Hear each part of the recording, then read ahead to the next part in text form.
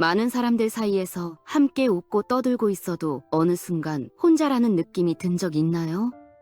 당신 마음 한켠에 검은 구멍이 뚫린 것 같은 그 느낌. 오늘 당신에게 말하고 싶은 건 그 외로움이 혼자여서가 아니라는 겁니다.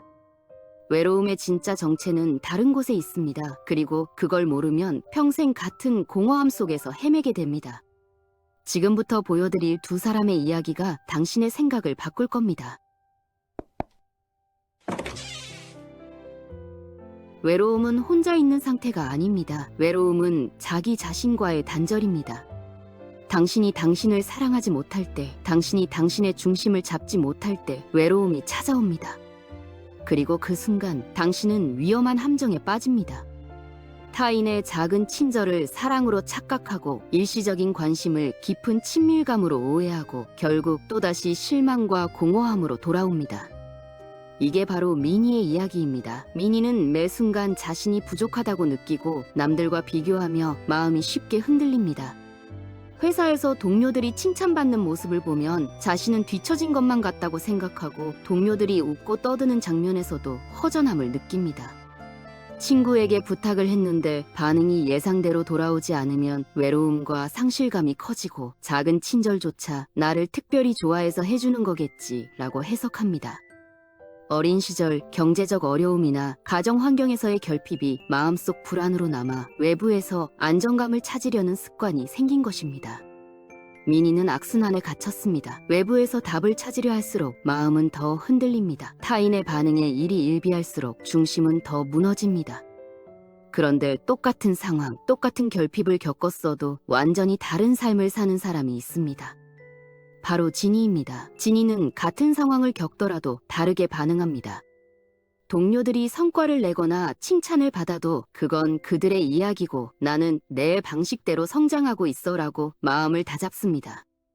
혼자 있어도 지금의 자신을 있는 그대로 받아들이며 내면의 안정감을 느낍니다.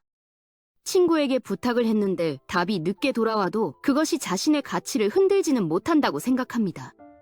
지니는 어린 시절 결핍이 있었더라도 그것을 자기 성장의 자원으로 받아들였기 때문에 마음의 중심을 유지할 수 있는 것입니다. 자, 여기서 중요한 질문입니다. 미니와 지니, 무엇이 이 둘을 갈랐을까요? 뇌과학이 답을 줍니다. 외로움은 물리적 고립이 아니라 자기 수용의 부재에서 발생합니다. 우리 뇌는 자신을 온전히 받아들이지 못할 때 생존 위협 신호를 보냅니다. 그게 바로 외로움이라는 감정입니다. 반대로 자기 수용과 자기 친절을 실천하는 사람은 스트레스 호르몬이 낮아지고 심지어 혼자 있어도 뇌가 안정 상태를 유지합니다. 즉, 외로움을 결정하는 건 몇 명과 함께 있느냐가 아니라 나 자신과 얼마나 친밀한가입니다. 심리학적 관점에서도 마찬가지입니다. 인간은 사회적 동물이지만 가장 깊은 안정감과 행복은 다른 사람이 아니라 자신 안에서 만들어집니다. 자신의 부족함을 인정하고 지금의 존재 그대로를 받아줄 때 외부 조건과 상관없이 마음이 안정되는 것입니다. 예를 들어 미니가 친구 모임에서 소외감을 느낀다면 그는 자주 내가 부족해서 그런 걸까? 라고 자신을 탓합니다. 그러나 지니는 같은 상황에서도 지금 이 순간에 나는 충분하다. 친구들과의 관계가 나를 정의하지 않는다라고 생각합니다. 외부 조건은 같지만 마음가짐 하나로 경험의 질이 완전히 달라지는 것입니다. 하지만 우리가 꼭 알아야 할 점은 존재라는 것은 원래 독립적이라는 것입니다. 생물학적 관점에서도 각각의 인간은 독립적 객체로 존재하며 각자의 뇌와 신경, 감정 시스템을 가지고 있습니다. 즉, 외부 조건과 무관하게 내적 안정과 중심을 만들어낼 수 있는 잠재력이 누구에게나 있다는 뜻입니다. 여기서 중요한 교훈이 있습니다. 외로움은 단순히 부정적 감정이 아니라 자신을 사랑하고 성장할 기회입니다. 흔들리는 마음, 부족함, 실패에 대한 두려움조차 있는 그대로 받아들일 때 우리는 비로소 외부의 인정이나 조건에 의존하지 않고 안정감을 경험할 수 있습니다. 다시 미니와 지니의 사례로 돌아가 봅시다. 미니는 어린 시절 결핍과 환경적 요인으로 인해 외부에 의존하는 습관을 갖게 되었습니다. 지니는 같은 결핍을 경험했지만 그것을 자기 성장과 내적 안정의 자원으로 활용했습니다. 같은 출발점에서도 마음을 다루는 방식에 따라 삶의 질과 행복감이 달라지는 것이죠. 이와 관련해 뇌과학적 근거도 있습니다. 연구에 따르면 자기 수용과 자기 친절을 실천하는 사람은 스트레스 반응이 낮아지고 사회적 연결과 만족감이 높아지는 것으로 나타납니다. 즉, 자기 안에서 중심을 잡는 사람일수록 외로움 속에서도 흔들리지 않고 진정한 친밀감을 경험할 가능성이 높습니다.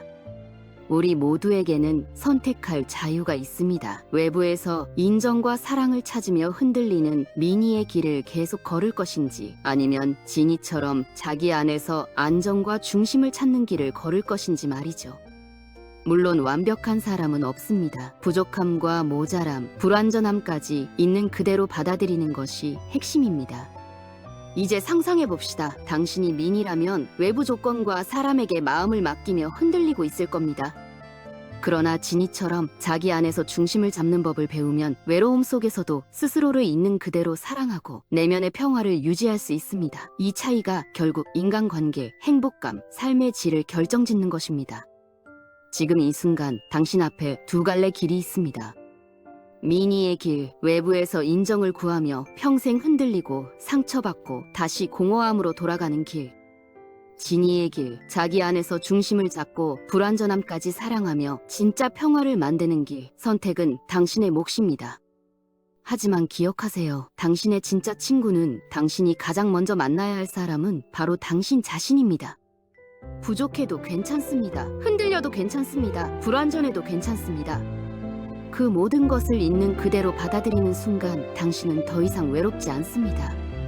이제 작은 내면의 변화가 당신 안에서 시작되길 진심으로 바랍니다.